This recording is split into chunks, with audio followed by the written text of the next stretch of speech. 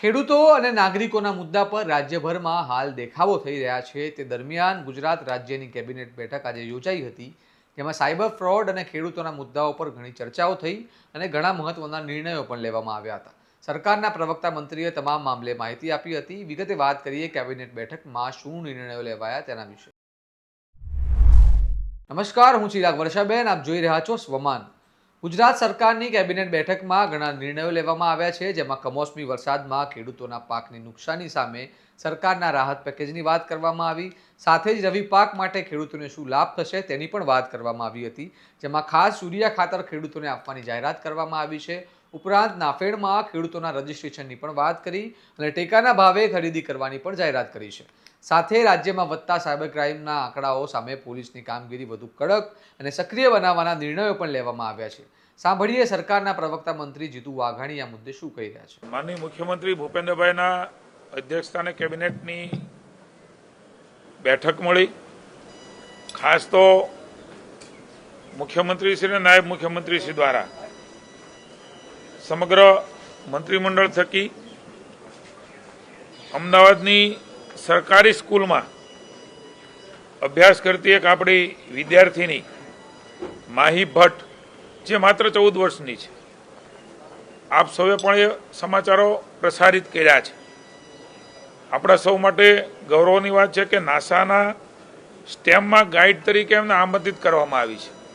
આ ગુજરાત માટે ખૂબ મહત્વની બાબત છે. ત્યારે એ માહી ભટ્ટને ખાસ મંત્રીમંડળની બેઠકમાં એમને ને એમના પરિવારને અભિનંદન આપવામાં આવ્યા છે. મુખ્યમંત્રીશ્રીએ,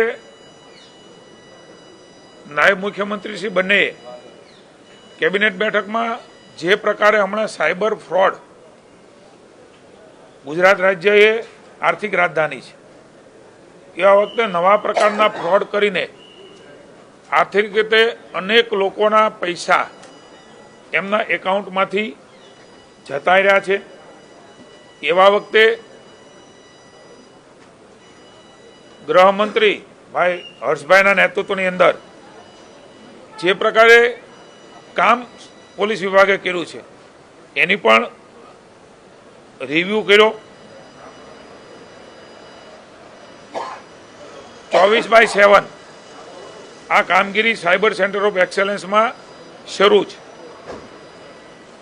રાજ્યના મંત્રીમંડળના સભ્યોએ મુખ્યમંત્રી માનનીય ભૂપેન્દ્રભાઈ, નાયબ મુખ્યમંત્રી અને ગૃહમંત્રી ભાઈ શ્રી હર્ષભાઈ સંઘવીને અને સમગ્ર પોલીસ બેડા, ડીજીપીથી માંડીને સાયબરમાં કામ કરતા અને તમામ પોલીસ બેડાને વિશેષ અભિનંદન આપ્યા. છેલ્લા 3 મહિનાની અંદર જે પ્રકારની કામગીરીમાં સફળતા મળી છે, મને આપ સૌને જણાવું કે પહેલાં જે ફ્રોડમાં ગયેલા પૈસા હતા એ ફ્રીઝ કરી શકાતા નહોતા. તેની સરખામણીમાં 50% વધારો એ ગુજરાત રાજ્યમાં થયો છે. રિઝર્વ બેંકના ગવર્નરને પણ ગુજરાત રાજ્યના અધિકારીઓએ મિટિંગ કરી, એમાંથી રસ્તા કાઢ્યા. મારી તમામ નાગરિકોને વિનંતી છે, અમુક તો દિવસોની અંદર 100% ફ્રીઝ કરી શક્યા, એક પણ રૂપિયો ન લઈ શક્યા. એવી સ્થિતિમાં સાયબર ક્રાઇમે ગુજરાતની પોલીસ એટલી અપગ્રેડ થઈ છે અને રાજ્યની જનતાના પૈસા જતા અટક્યા છે. મારી નાગરિકોને વિનંતી છે, ડીજીપી સાથે હમણાં જ મેં ચર્ચા કરી છે, હર્ષભાઈ સૂચનાઓ આપી છે.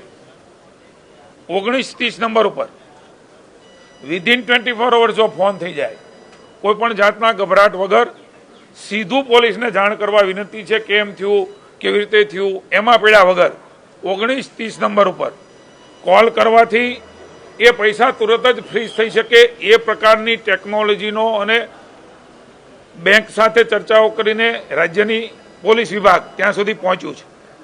પોલીસ વિભાગને હું અભિનંદન આપું છું કે અનેક રાજ્યોમાં ઘટના બને છે, એમાં ગુજરાત રાજ્યની પોલીસે આર્થિક જે ફ્રોડ થઈ રહ્યા છે એના માટે એક બહુ મોટી સિદ્ધિઓ એમણે મેળવી છે. ખાસ કરીને આપણે સૌના ધ્યાનમાં મૂકું છું, મ્યુલ એકાઉન્ટ, સામાન્ય માણસ પાસે એકાઉન્ટ ખોલાવીને એને વેચાતું રાખવા માટેનો એક ફ્રોડ એ શરૂ થયો છે. 10,000 20,000 રૂપિયા આપીને પછી આખું ક્રાઇમ એ એમના એકાઉન્ટમાં થાય છે. એવા 450 FIR એ પોલીસ વિભાગે દાખલ કરી છે. મારી ગુજરાત રાજ્યની સરકાર વતી તમામ લોકોને વિનંતી છે, કોઈ પણ નાની લોભ લાલચમાં આવ્યા વગર, જેમ GSTમાં પણ એ એકાઉન્ટ પૈસા દ્વારા લાલચ આપીને ખોલાવીને પછી જે પ્રકારે એમના ઉપર ફરિયાદો થાય છે ને હેરાન વ્યક્તિ થાય છે, આવી નાની મોટી લોભ લાલચમાં ન આવીને કોઈને પણ આવું એકાઉન્ટ, એ આપણું પોતાનું એકાઉન્ટ છે, આર્થિક વ્યવહાર થાય છે, એને બરાબર રીતે જાળવી રાખવા માટે થઈને કોઈ પણ ગમે એટલી રકમ આપે, કદાચ નાની કે મોટી, એ તમને ભવિષ્યમાં નુકસાનકારક રહેશે. FIR થશે, ફરિયાદો થશે, એ એકાઉન્ટમાં કંઈ ટ્રાન્સફર થશે તો એ સામાન્ય વ્યક્તિ જેણે એકાઉન્ટ આપ્યું છે હેરાન થવાનો છે. 450 FIR થઈ ચૂકી છે અને એ કરવું જરૂરી હતું, કારણ કે જો જાગૃતિ નહીં આવે, ખબર નહીં પડે તો સામાન્ય માણસ આમાં ફસાતો જશે. એટલે આ પ્રકારની સિદ્ધિ મેળવવા માટે માનનીય મુખ્યમંત્રી ભૂપેન્દ્રભાઈ અને ગૃહમંત્રીને મંત્રીમંડળે વિશેષ અભિનંદન આપ્યા છે. અને અવેરનેસ માટે, જાગૃતિ માટે રાજ્યની સરકાર વતી હું આપને વિનંતી કરું છું. વાયબ્રન્ટ ગુજરાત રિજિયોનલ સમિટનું પણ રિવ્યૂ કરવામાં આવ્યો છે. 10 જાન્યુઆરીથી રાજકોટ ખાતે આ તમામ વ્યવસ્થાઓ બની રહી છે. ખાસ મુખ્યમંત્રીશ્રીએ આજે સૂચના આપી છે, આપના પણ ધ્યાનમાં છે કે અલગ અલગ વિભાગો દ્વારા અલગ અલગ નિર્ણયો અને જાહેરાતો થાય છે, પણ એ જાહેરાતો અને નિર્ણયો પછી ઇમ્પ્લિમેશનમાં કોઈને કોઈ વહીવટી કારણોસર અથવા કોઈ નીતિ નિયમમાં એ થોડી વાર લાગતી હોય છે. ઘણા કિસ્સામાં ખૂબ મોડું પણ થાય છે. રાજ્યની જનતાને એનો લાભ મળતો હોતો નથી. એટલે મુખ્યમંત્રીશ્રીએ સૂચના આપી છે કે લાભ જન સુધી પહોંચે એના માટે આયોજનબદ્ધ અમલીકરણ, જાહેરાત થાય, નિર્ણય થાય અને પ્લાનિંગ સાથે એનું અમલીકરણ થાય, એમના માટે CS ને સૂચના આપી છે કે તમામ વિભાગને જાણ કરે અને જે જાહેરાતો થઈ છે, જે નિર્ણયો થયા છે, એ નિર્ણયોનું ઇમ્પ્લિમેશન પણ તરત કરવામાં આવે. એ રાજ્યની જનતાના હિતમાં ખૂબ મોટી નિર્ણય એ આજે મુખ્યમંત્રીશ્રીએ લીધો છે. કમોસમી વરસાદ, પૂર, વાવાઝોડું, કુદરત એ સમગ્ર વર્ષ દરમિયાન ગુજરાત અને આપણા કિસાન ઉપર રૂઠી હોય એ પ્રકારે વર્ષ દરમિયાન તમે મેં જોયું છે. એવા વખતે રાજ્યની સરકારે ખૂબ સંવેદનાથી પેકેજ આપ્યું. લગભગ 11,000 કરોડનું પેકેજ, 10,000 કમોસમી અને ઉત્તર ગુજરાત વાવ થરાદ સહિત 1,100 કરોડ, 11,000થી પણ વધારેનું પેકેજ, કરોડનું પેકેજ એ સૌપ્રથમવાર દેશમાં ગુજરાતમાં અપાણું છે, ખેડૂતો માટે અપાણું છે. એવા વખતે એક ચર્ચા હતી રવિ પાકનું શું થશે, ખેડૂત કેવી રીતે રવિ પાકમાં એ વાવેતર કરી શકશે, આર્થિક એની પરિસ્થિતિ કેવી થશે.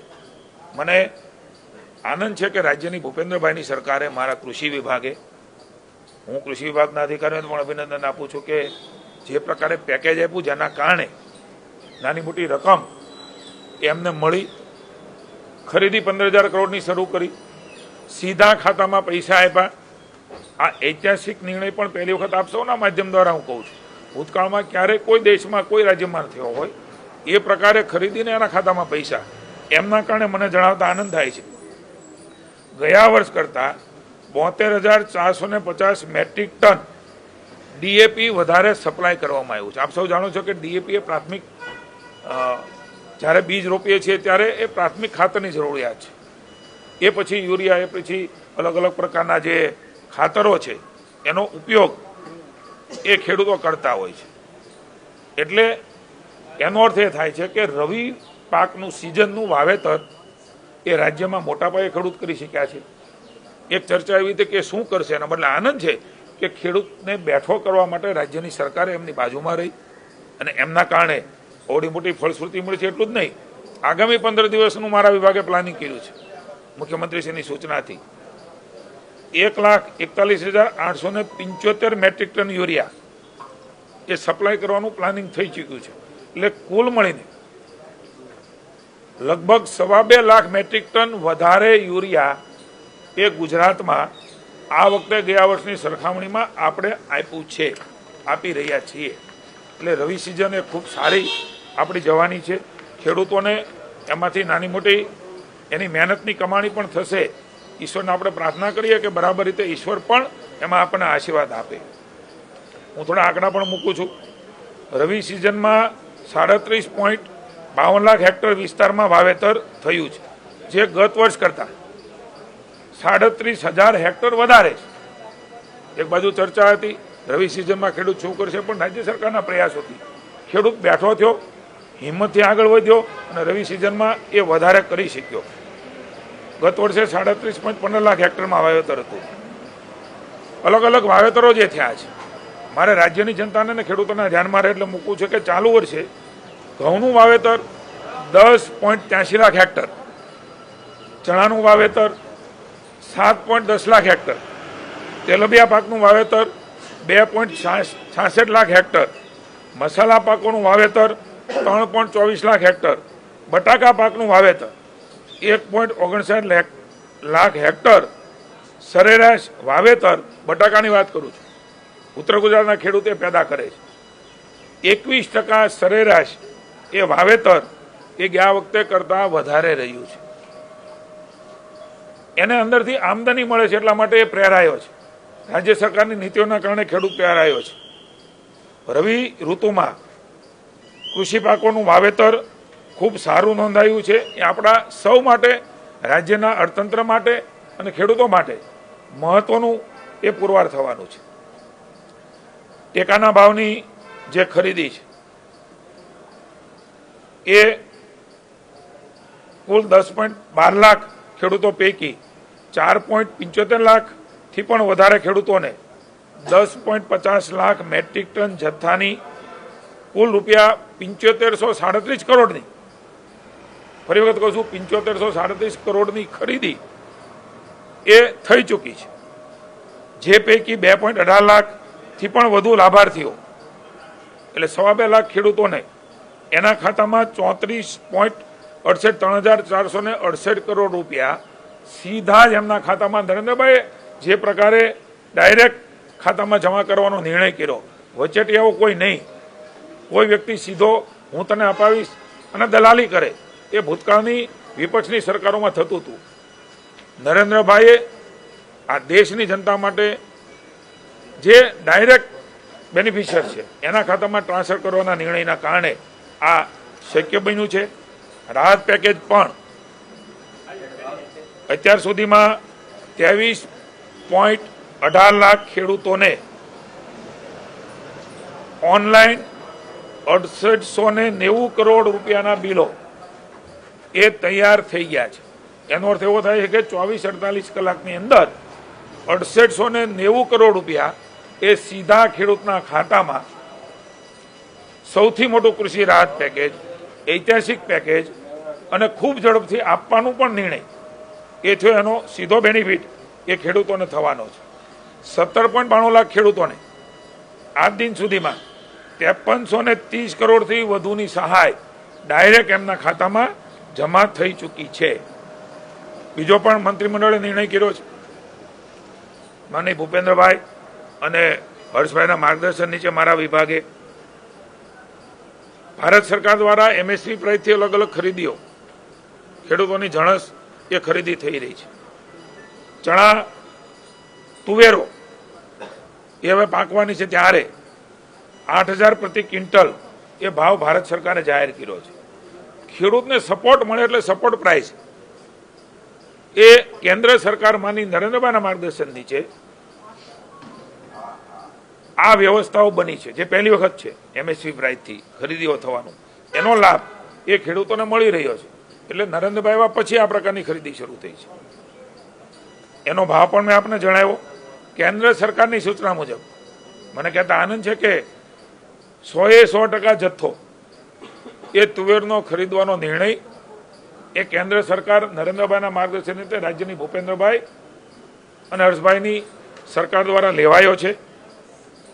તારીખ 22/10/25થી 21/1/26 સુધી આ ખેડૂતોને ગ્રામ્ય કક્ષાએ ઈ ગ્રામ કેન્દ્રો દ્વારા આધાર ઓથેન્ટિકેશન એટલે થંબ ઇમ્પ્રેશન અથવા ફેસ ઓથેન્ટિકેશન દ્વારા વીસી મારફતે વિનામૂલ્યે ઓનલાઈન નોંધણી નાફેડના ઈ સમૃદ્ધિ પોર્ટલ ઉપર કરવામાં આવશે. એટલે જે લોકો તુવેર પકવી રહ્યા છે એમના માટે આનંદની વાત છે કે એમની ખરીદી પણ એ રાજ્યની સરકાર એ ટેકાના ભાવથી ખરીદી રહી છે અને વધુમાં વધુ નોંધણી એ ખેડૂતો કરાવે એવી પણ મારી વિનંતી છે. 22/12/25 થી શરૂઆત થશે અને 21/1/26 સુધી એ શરૂ રહે છે. 8,000 પ્રતિ ક્વિન્ટલ કેન્દ્રની સરકારે ખરીદનો ભાવ નક્કી કર્યો છે, જે બજાર કિંમત કરતા વધારે છે.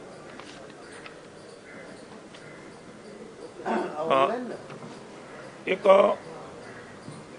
અત્યારે જે પ્રકારે કેટલીક શાળાઓમાં ઈમેલ મળ્યા છે બોમ્બથી ઉડાવી દેવાની, હું વાલીઓ આશ્વસ્ત રહે એટલા માટે રાજ્ય સરકાર વતી હું વાલીઓને સ્વસ્થ રહેવા માટે વિનંતી કરું છું. માનની હર્ષભાઈના માર્ગદર્શન નીચે આપણો પોલીસ વિભાગ એ સુપેરે સુરક્ષા માટે કામ કરી રહ્યો છે. જેવા મેલ મળ્યા એ તમામ સ્કૂલો 10 થી 15 સ્કૂલો છે. તાત્કાલિક બોમ્બ સ્ક્વોડ સ્નીફર ડોગ ની ટીમો એ ચેકિંગ માટે મોકલી દેવાય છે. અત્યાર સુધી કંઈ વાંધાજનક મળ્યું નથી. મારે ડીજીપી સાથે વિકાસ સાહેબ સાથે વાત થઈ છે, માનની હર્ષભાઈ સૂચનાઓ આપી છે. ચેકિંગ બાકી છે ત્યાં પણ શરૂ છે, પણ અત્યાર સુધી કોઈ વાંધાજનક વસ્તુ મળી નથી. સંબંધિત શાળાઓએ શિક્ષણ કાર્ય સ્વાભાવિક છે કે આ પ્રકારની ધમકીના કારણે જોખમ ન લઈ શકાય એટલે એ બંધ કરી છે. રાજ્ય સરકાર પણ એમાં મોનિટરિંગ કરી રહી છે. સતત હર્ષભાઈ એ જોઈ રહ્યા છે. હજી સુધી કોઈ એવી વસ્તુ મળી નથી એટલે વાલીઓ આશ્વસ્ત રહે.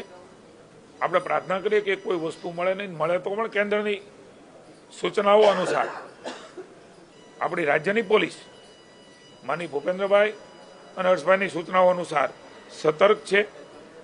અમદાવાદમાં ક્રાઇમ બ્રાન્ચને આ ઈમેલ ક્યાંથી જનરેટ થયો છે એની પણ તપાસ એ ભાઈ હર્ષભાઈના માર્ગદર્શન નીચે પોલીસને સોંપવામાં આવી છે. એટલે ક્યાંથી જનરેટ થયું છે, કોણે કર્યો છે, સાચો ખોટો કેટલો છે એની ઉપર પણ એક્શન લેવા માટે પોલીસ એ તૈયાર છે.